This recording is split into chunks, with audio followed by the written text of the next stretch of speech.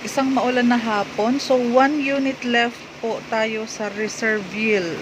Ito po yung lot only namin sa Naik, Cavite, sa Palanggi. So, ang available unit natin is near gate 2 kasi ang gate 1 is, ayun, gate 1 sa gate 2, kaya siya commercial. Pag orange po is commercial space. So, ito yung available from the gate 1, 2, 3, 4, 5, 6, 7, pangwalo ka o, pangwalo. Ganyan, yung red na yan, yan ang borderline ng 166 square meters. 4.5 per square meters. Ang location mo is Block 11, Lot 24. Ito po yan.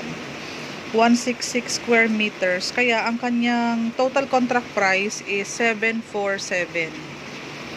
Tapos po, 200 pesos to reserve. 1 unit left na lang po ito. Reopen po yan.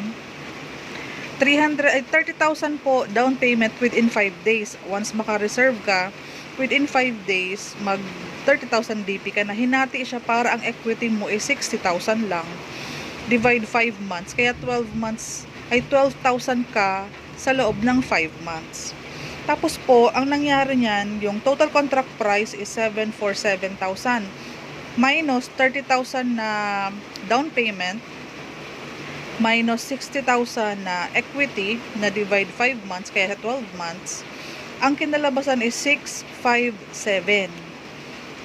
657,000 divide 36 months, kaya sa loob ng 36 months, magbabayad ka ng 18,250. Ganyan po ang computation. Zero interest po yan.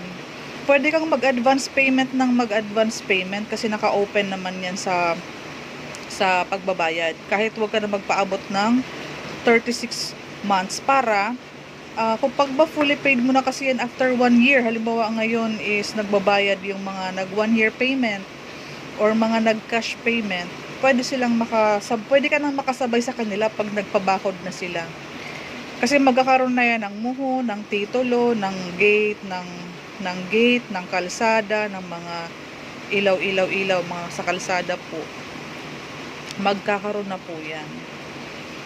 So, yan lang. Nag-iisa na lang po kasi to kaya blinag ko na po. Reopen daw po yan. Thank you po.